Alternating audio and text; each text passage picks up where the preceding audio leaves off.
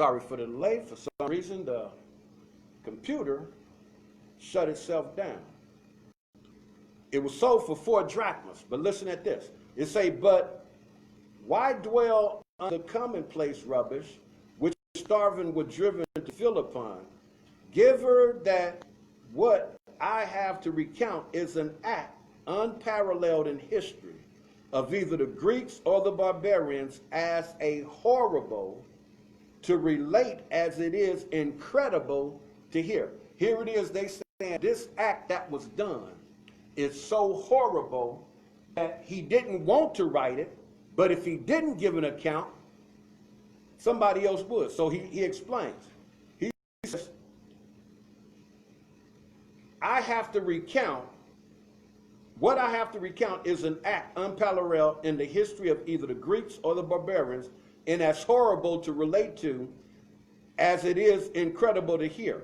For my part, I should gladly have omitted this tragedy, lest I should be suspected of monstrous fabrication. So he's saying he should have left it out because people wouldn't believe that he actually wrote about this. They would think he fabricated. You know, fabricate mean, right?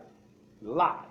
Unless he would have told a lie, added, or how they say, you're putting it on a little too thick, you adding a nickel to a dime, a penny to the conversation, whatever verbiage they use. In other words, they were saying he was lying to make the story seem more heartfelt. But that's not what he said.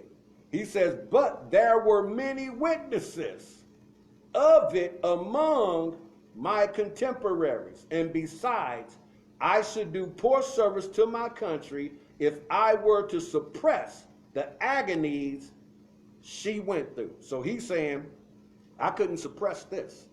The world need to know this. But the Jews that live over in Israel right now, they don't tell this account. I wonder why. I wonder why they never bring this story up of what happened in 70 AD. They'll tell you what happened while with Hitler. He said, among the residents of the region beyond Jordan was a woman called Mary, the daughter of Eleazar, of the village of Bethuzah. Her name, the name means house of hyssop. Now, hyssop was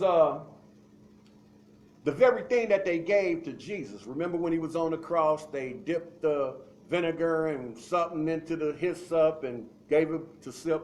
But also, hyssop was used in the garden with the children of Israel.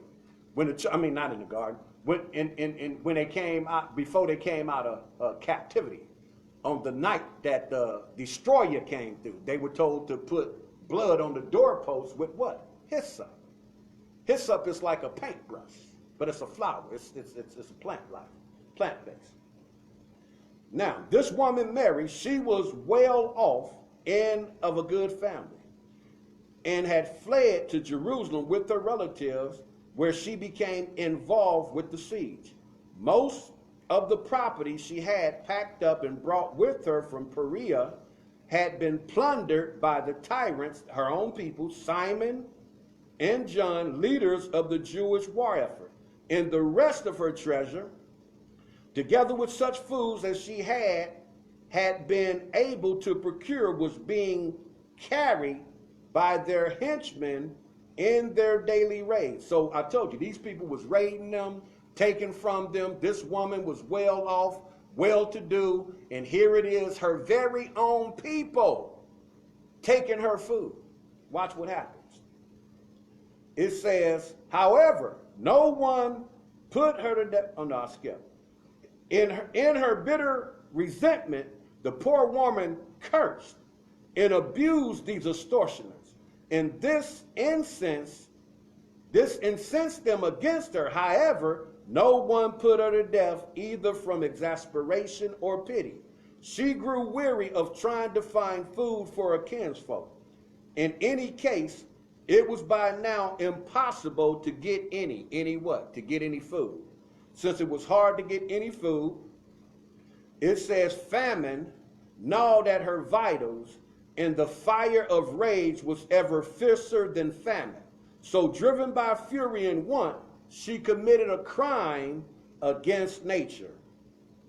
Seizing her child, now watch what she does. Seizing her child, an infant, at her breast, she cried, "My poor baby, why should I keep you alive in this world of war and famine? Even if we live till the Romans come." Now they're fighting the Greeks. They fighting the Romans, but they also fighting amongst themselves. She say, even if the Romans come, we might not live. They will make what? Slaves of us. In any way, hunger will get us before slavery does, and the rebels are crueler than both. These are our own people. She's saying the rebels, our own people, are crueler than the Romans. That's what she thought. She said, "Come, be food for me, and an avenging fury to the rebels, and a tale of cold horror to the world to complete the monstrous agony of the Jews." With these words, she killed her son, roasted the body, swallowed half of it, and stored the rest in a safe place.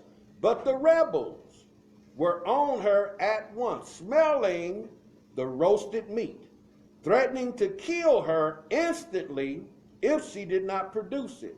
She assured them she had saved them a share, and revealed the remains of her child. They seized with horror and stupefaction. They stood paralyzed at the sight. But she said, "This is my own child, in my own handiwork. Eat, for I have eaten already. Do not show yourselves weaker than a woman, or more pitiful than a mother. But if you have pious scruples and shrink away from human sacrifice, then what I have eaten can count as your share, and I will eat what is left as well." At that they slunk away, trembling, not daring to eat, although they were reluctant to yield even this food to the mother. The whole city soon rang with abomination. When people heard of it, they shrugged it as though they had done it themselves. So here's the problem of another desolation that takes place. This mother starts a chain of events rolling. How? She cooks her own child.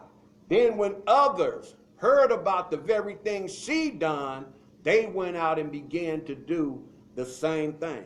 Then shortly after, the Roman soldiers finally make it in there, and they're so hostile against the Jews that they took babies, slammed them into the walls, killing them. They killed over 1 million something people. Then they set the temple on fire, and they helped burn down the whole city. So again, here go another abomination of desolation. What is desolation? Desolation means to make desolate, uninhabitable. Well, the Jews that once lived in Jerusalem, they took off running. They ran to the mountains. They ran to anywhere they could find shelter or comfort. They ran to a whole nother country. That's how we ended up in lower part of Africa.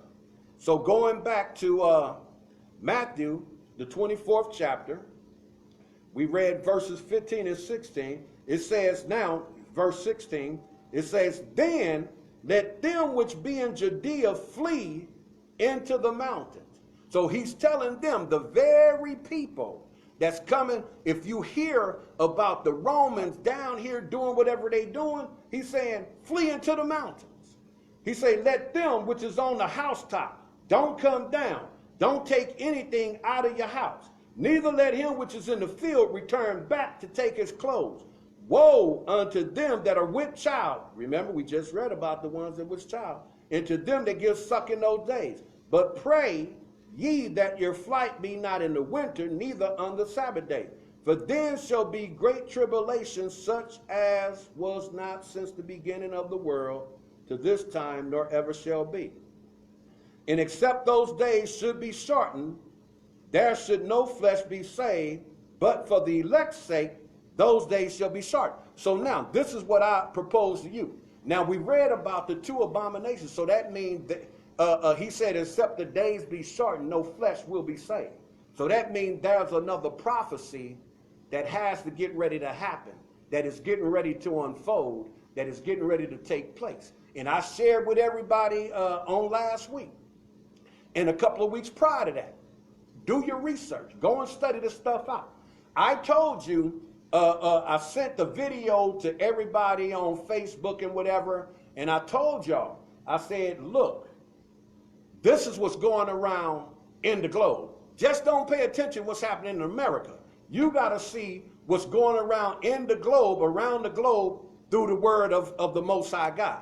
You got to be able to hear what he's saying in the spirit to each one of y'all. My job, my position as a pastor, my duty as a preacher, my heartfelt thanks to God for you is that I teach you, that I prepare you, that I get you ready. Not wanting to be made ready when he comes, but you got to be ready when these things happen. If you ain't ready when he comes, then what's going to happen? You're going to miss the boat.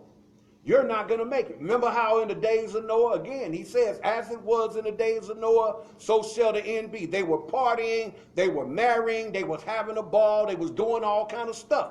In the days of Noah, then all of a sudden, rain started falling.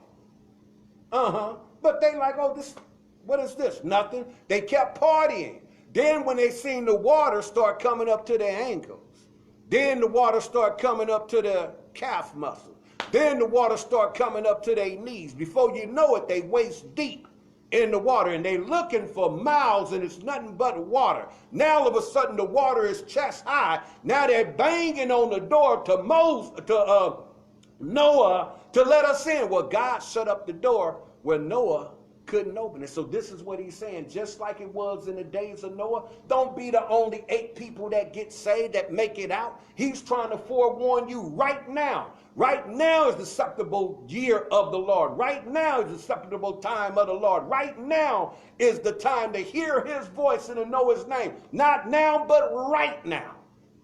So here he's saying that there's something going to happen. So when I sent y'all this video, I showed y'all that Russia has a missile called HR Satan, S-A-T-A-N, Satan 2.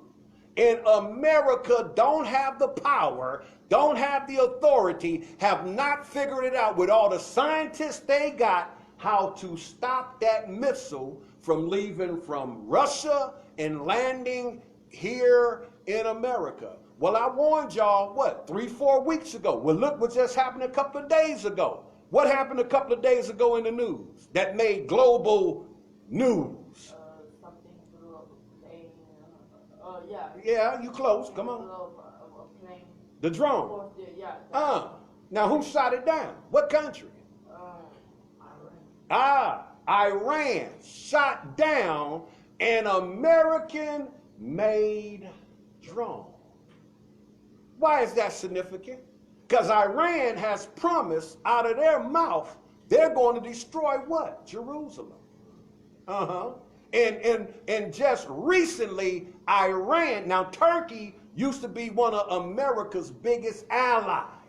And I sent this picture on Facebook as well. Turkey, Iran is in the bed with Russia. You see the provocation? So Iran is provoking America because of our president. You know, when I grew up, my mama said, you know, when you get ready to fight and it's a crowd of people, she say the one that's doing all the loud talking, you really ain't got to worry about them because they just doing the talking.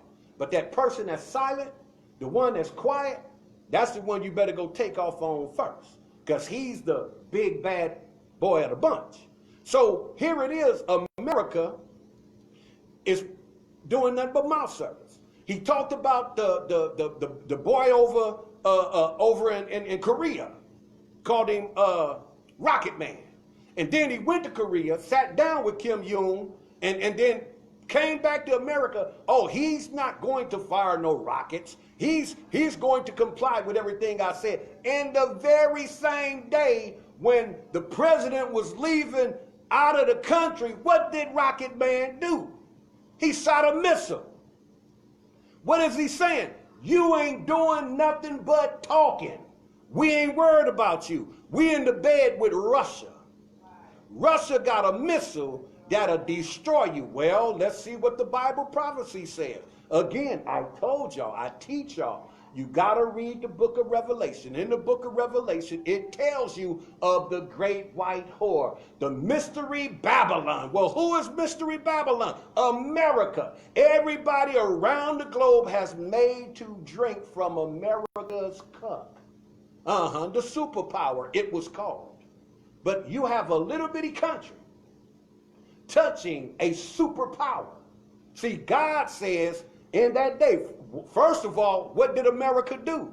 Hitler said it best. He said, look, when America realized that they have had in their possession all this time the jewel of God's eye, World War III is going to start. Well, Russia know who we really are. Russia know that we are the real people of God. We the true Jews, not those people over in Israel. The Russians know that. Who else know it? Turkey know it. Who else know it? Arabia know it. Because why? Arabia was one of the first countries that enslaved us.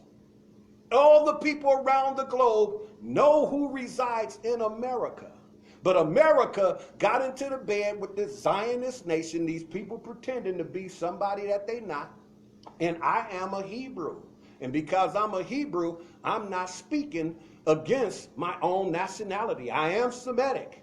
And because of that, I'm telling you the truth. You got to read what the Bible says. So the first thing is America has got to be brought to her knees. When America is brought to her knees, when she's made low, he says, then, because look what happens. When Russia sends the bomb over here and it lands, it's called a EMP, electric magnetic pulse. Well, the first thing it does is shut down all them gadgets you got. The airplane that's flying, it's going to drop out the sky. The train that's rolling, it's going to tumble. Your car, it's going to crash. That's what an electric magnetic pulse does to the computer chip. Most of the guns and weapons that we shoot with has the chip in it. It's going to shut down. Now, once that bomb lands on the ground, poof, all of a sudden, it's darkness. Wait, ain't that what the word said? It says the sun refused to shine. The moon rolled up like a scroll. Nothing but fire. 1/3 of the earth population gone. These are prophecies, y'all. I ain't teaching this to scare you. I'm teaching you this because he says you got to know when he's coming. He say, if they tell you I'm over here, don't you go. I'm not coming back until I gather all my people. Now, they talking about reparations, but look what God say. When we get ready to get out of here, we're going to have great spoil. So where the spoil coming from? Well, if I'm here, I'm collecting mine. I don't need the mule. I don't need the 40 acres. I'll sell that tied to my mule. We up out of here. Ship me and my mule wherever God wants us to go. It's a done data, y'all. It's time for us to set our faces toward God. It's time out for playing church or playing whatever it is you do. It's time out from pretending like you one of the chosen and you out there doing hooking and crooking, lying, whatever you doing. It's time to shut all that down, man. It's time to come clean with him. David said, create in me what? A clean heart by renewing the right spirit down within me. 11:59. Give me a couple of more minutes. Now, those scriptures that I gave from, what was it? Matthew, drop a glasses. The book of Matthew 24, I think it was verse 30 or something. 31. Yeah, I think that's what I wanted. Verse 30, 31. It's saying, then shall appear the sign of the Son of Man in heaven, and then shall all the tribes of the earth mourn, and they shall see the Son of Man coming where? In the clouds of heaven with power in great glory. And he shall send his angels with a great sound of a trumpet, and they shall gather together who? His elect from where? The four winds, from one end of the heaven to the other. We've been scattered around the whole globe, y'all. And he's saying he's going to gather his people from that been scattered from one end of heavens to another. Now, go to Daniel 12, 1 and 2. Daniel 12, verses 1 and 2. It's saying, at that time shall Michael stand up, the great prince, which standeth for the children of thy people. There shall be a time of trouble. Now, this is what Daniel's saying. There should be a time of trouble such as never was since there was a nation, even to that same time. And at that time thy people shall be delivered, every one that shall be found, what? Written in the book. And many of them that sleep in the dust of the earth shall awake, some to everlasting life, and some to shame and everlasting contempt.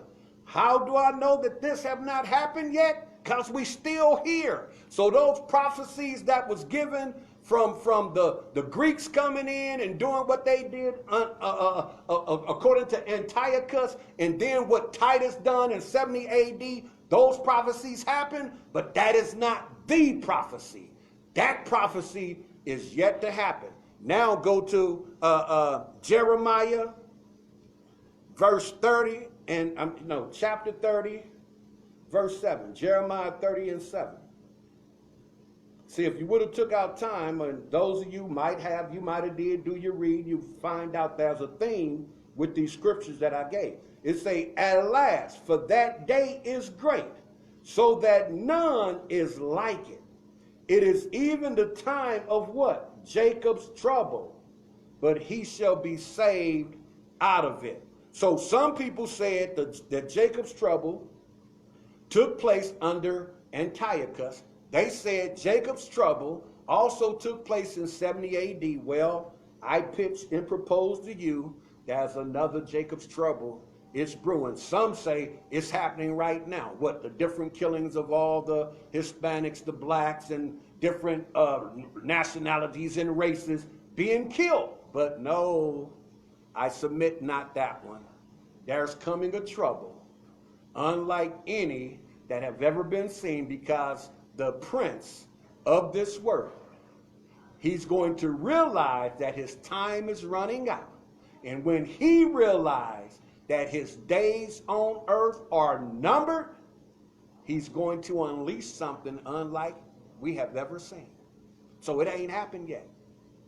It ain't happened. But guess what? You got time to get your house in order. Go to Mark. We're just going to read these scriptures and we're done. Mark, the 13th chapter, verse 32.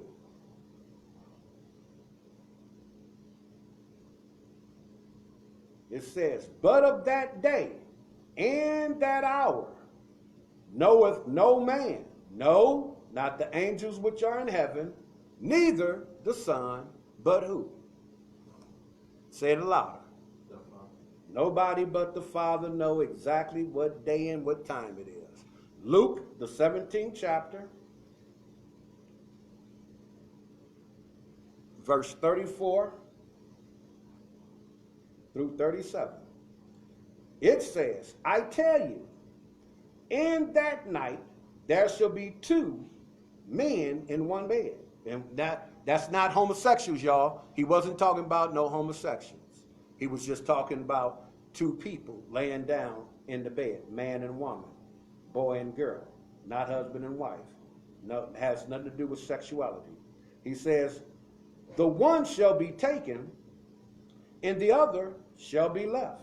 2 women shall be grinding together. The one shall be taken, the other left. 2 men shall be in the field. The one shall be taken, the other left. And they answered and said unto him, Where, Lord? And he said unto them, Wheresoever the body is, thither will the eagles be gathered together.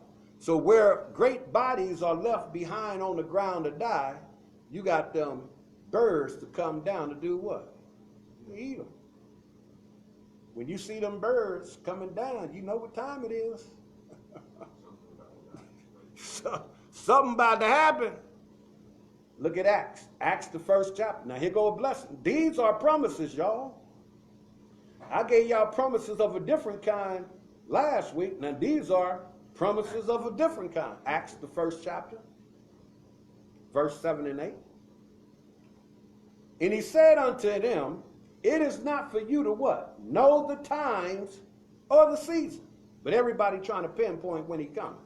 He says, It's not up to you to know the times or the season which the Father hath put in his power. But ye shall receive what? After that the what? Come upon who? And ye shall be what? Unto who? Where? And where else? Uttermost part of the earth. These are promises. Don't worry about the end. You get his spirit dwelling down on the inside of you is what he's commanding you. Live like he wants you to live is what he's commanding you. Walk like he say walk is what he's commanded you. Talk like he say talk is what he's commanding you. Go to Romans, the 8th chapter. And we're dealing with verse number 18 through 22. We got 1, 2, 3, 4, 5, 6, 7 verses more. 18. For I reckon that the sufferings of this present time, they're not worthy to be what? Compared with the glory which shall be revealed in us. He's telling you, look, don't worry about the stuff that you're going through right now. It ain't even compared to when he come to take you wherever he's going to take you. Don't trip. He say, for the earnest expectation of the what? Creature. Waited for what? The manifestation of the sons of Yah. You see that? Even the creature waiting for us to manifest ourselves. For the creature was made subject to vanity, not willingly, but by reason of him who have subjected the same in hope. Because what? The creature itself also shall be delivered from the body of corruption into the glorious liberty of the children of God, us. For we know that the whole creation, what it do? Groaneth in what else? In what? Pain. Together until now. I told y'all last week and the week before that. The earthquakes is happening because we drilling in the earth. Ain't got no business doing none of that. We digging, again, I said, it's like somebody going into your mouth, drilling a hole, and ain't gave you a shot of no Novocaine. Ain't put nothing in your mouth to deaden the pain. And they drilling. How you gonna feel? You gonna kick, scratch, fight, bite, whatever it is to come up out of that chair. This is what the earth is going through. God gave the earth into the hands of Adam, and he relinquished his duty. We supposed to be the stewards of the earth, taking care of the earth, and we're not doing it. Why? Because we learned, oh, it got gold in there. Oh, it got ore in there. It got diamonds in there. It got bedellium in there. It got all kind of precious stones. How you feel if somebody come chip off pieces of your house? Pretty soon you don't have no house left. Where you gonna live? Think about it. Well, that's what's happening with the earth. We keep on chiseling on it. We keep on digging in it. We keep on drilling on it. What? Come on. Scientists is working right now on Mars. Oh, wow. Listen to what you just said. Scientists is working to make what? Mars. And Guess who won't be going to Mars? You. Me. People that look like us. The only ones that got a ticket trying to get up there. Why is they trying to get up there? Because they didn't destroy down here. And they know they got an answer to our God. This is why they trying to go find life on another planet to go live on. That's a reason why they running. But they can't run. Okay, 1 Thessalonians, the 4th chapter.